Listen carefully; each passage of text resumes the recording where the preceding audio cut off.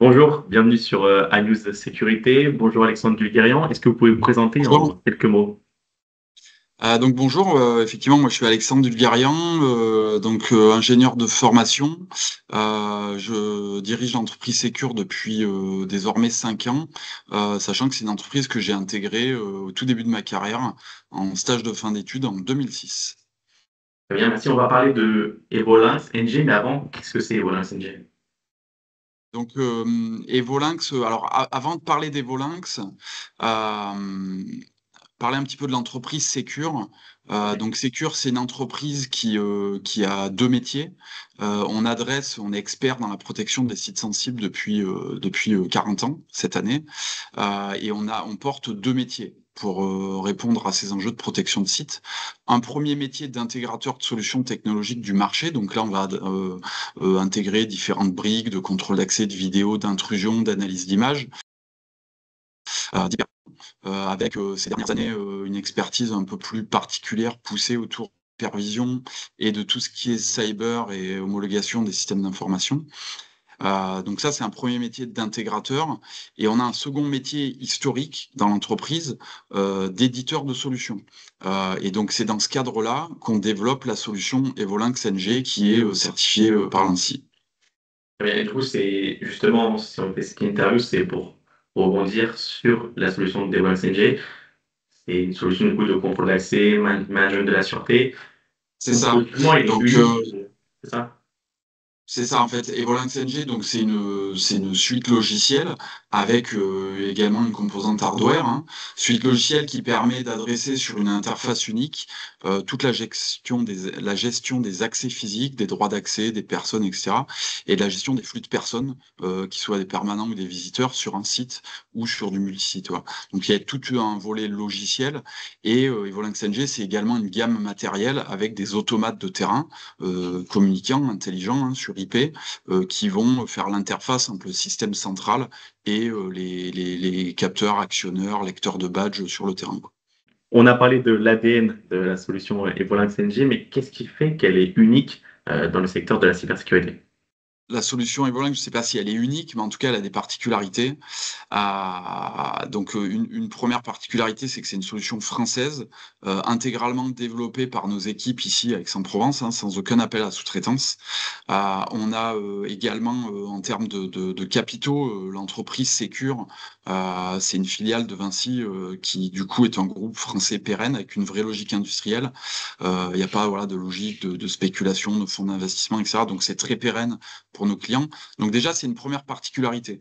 On a également, intégré en termes de contraintes, d'autonomie stratégique et on l'a vécu avec les crises Covid, la réappropriation de l'ensemble du sourcing des composants électroniques, pour être le plus résilient possible avec, des fabrications qui sont faites exclusivement en Europe, France et Portugal. Voilà. Après donc ça, c'est une vraie particularité puisque dans l'écosystème des acteurs, éditeurs de solutions de contrôle d'accès, finalement, on n'est pas tant que ça, hein. On est peut-être 2 et demi. Ensuite sur le volet, on va dire plus technologique, cyber, on a une multitude de spécificités. Je dirais qu'un des éléments importants, c'est que Evolinx, équipe des sites parmi les plus sensibles, hein. On ne crie pas sur les toits, une certaine humilité par rapport à ça et un devoir vis-à-vis des enjeux de confidentialité. Mais en tout cas, parmi les sites les plus sensibles en France, c'est notre solution qui équipe, notamment par des volets, qui concernent la crypto, la protection, des données et également du fonctionnel sur de la très grosse volumétrie. On est capable, on n'a aucune limite en termes de volumétrie, du nombre de sites, du nombre d'accès. On peut gérer plusieurs dizaines de milliers d'usagers, d'automates sur un seul et même système. Ok, oui, c'est une clause, on va dire, de confidentialité avec la crypto. Au vu des actualités, ça me paraît tout à fait normal. Le fait qu'elle soit 100% française aussi, c'est pas le cas de forcément toutes les entreprises. Mais tout à l'heure, on a évoqué l'ANSSI et j'aimerais du coup qu'on revienne sur la certification CSP, du coup, qui a été renouvelée, on va dire, par l'ANSSI. Est-ce que vous pouvez nous en parler, cette certification? Bah, cette certification, c'est, pour nous, déjà, c'est une véritable reconnaissance, hein, du travail qui est mené, par les équipes, par l'entreprise, au regard du positionnement que j'ai cité précédemment, par rapport à des donneurs d'ordre exigeants qui ont des actifs très stratégiques à protéger. Donc aujourd'hui, l'ANSSI, a, un rôle, qui est majeur en France et qui du coup, a rédigé des guides de recommandation, certifie des produits pour, définir un petit peu on va dire un écosystème de confiance, pour pouvoir, équiper et protéger les différents sites. Donc le fait d'avoir, quelque part ce coup de tampon, c'est un incontournable aujourd'hui sur le marché et donc c'est le fruit d'un travail relativement donc on avait déjà un CSPN, donc une certification sur une version précédente, du produit, mais on était sur une cible qui était relativement localisée au niveau de l'automate, hein, dans les tout premiers standards. Là, aujourd'hui, c'est l'intégralité de la solution, Evolinx NG qui est certifié, donc de l'automate de terrain, jusqu'à l'IHM, en passant par l'ensemble des briques, qui composent, la chaîne, du produit. Du coup, et voilà, ça évolue. L'ANSSI, ça évolue aussi régulièrement.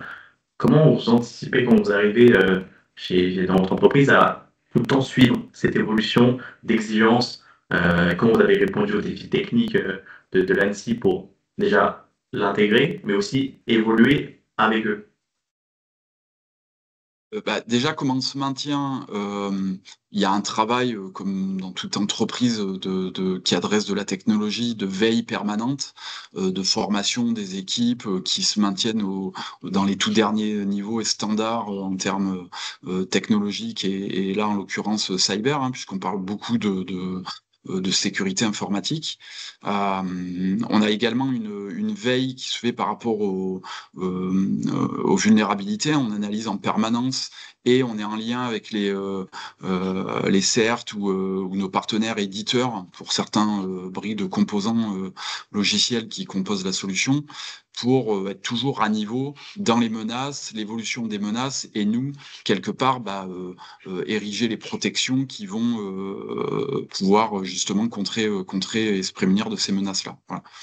Donc c'est aussi de la formation des équipes, hein, nos développeurs, il y a encore une dizaine, quinzaine d'années, ils développaient uniquement du fonctionnel et du code logiciel. Aujourd'hui, c'est devenu un peu des experts en crypto, en sécurité informatique, autant, voire plus que le volet développement.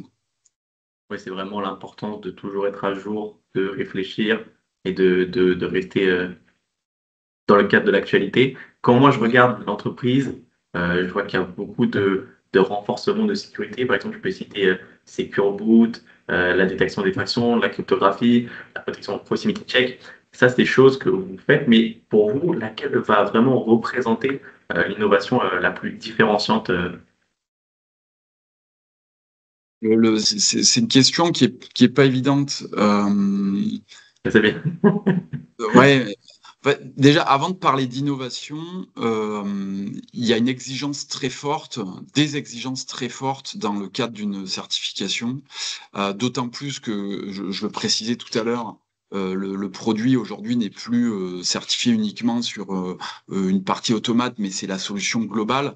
Donc aujourd'hui, ce qu'attend l'ANSSI, et ce sur contrat avec le CESTI, hein, les organismes qui certifient, et qui accompagnent le dossier auprès de l'ANSSI, c'est vraiment sur tous les composants logiciels. Donc, dire il y a une innovation ou une autre, déjà il y a toute la chaîne de valeur du produit, qui monte en robustesse et en sécurité. Et voilà, et ça passe également par du renforcement hardware, chose qui n'existait pas il y a quelques années, dans le sens où on va faire en sorte de pouvoir protéger, alors on est même si on est sur des moyens d'attaque étatique, l'arrachement d'un composant pour voir si dans des mémoires volatiles, on est capable de reconstituer des clés de chiffrement. Voilà, donc il faut qu'on protège. Donc il y a un durcissement qui est fait à tout niveau dans le produit. Il y a aussi les standards de crypto qui ont évolué. Voilà.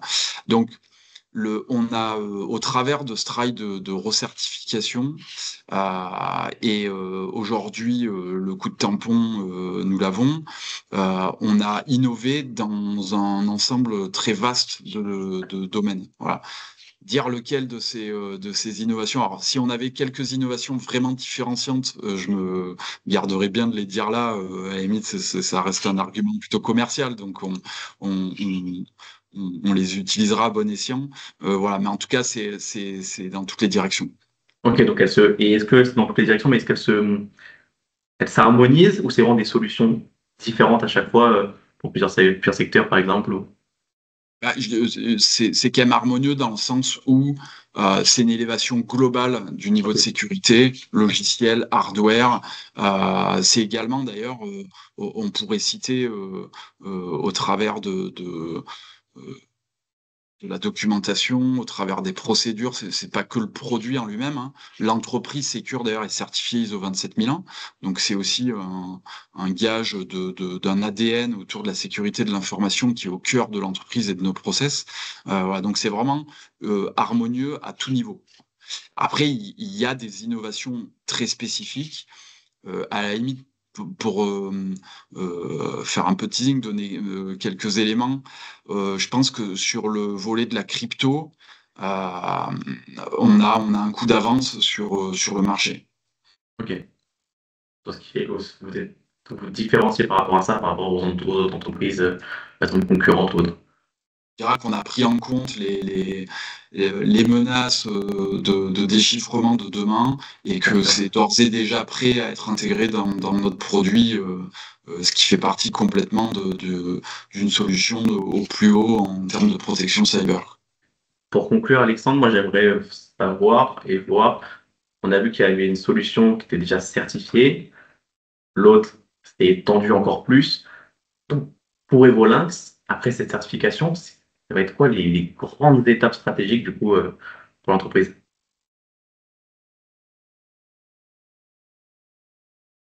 Bah, en termes de stratégie, on est assez clair sur notre approche éditeur, hein. Je rappelle, donc Secure de métier, intégrateur éditeur. Sur ce volet éditeur, déjà, c'est maintenir ce produit à un niveau le plus haut, celui sur lequel on est positionné depuis toujours, en termes d'exigences fonctionnelles, de volumétrie, de protection, de sécurité informatique, etc. Donc ça reste un enjeu permanent, quotidien, de se maintenir à ce plus haut niveau et d'être dans une position de leader par rapport à ça. Et j'en viens à un deuxième élément stratégique pour nous, c'est de sortir un petit peu du guet et de ce côté exclusif que peut avoir Evolinx, qui est trop souvent vu à tort comme une solution un peu trop spécifique ou complètement à tort. Certains imaginent qu'il n'y a que Secure qui intègre cette solution, ce qui est faux. On a multiples partenaires qui déploient et qui maintiennent la solution.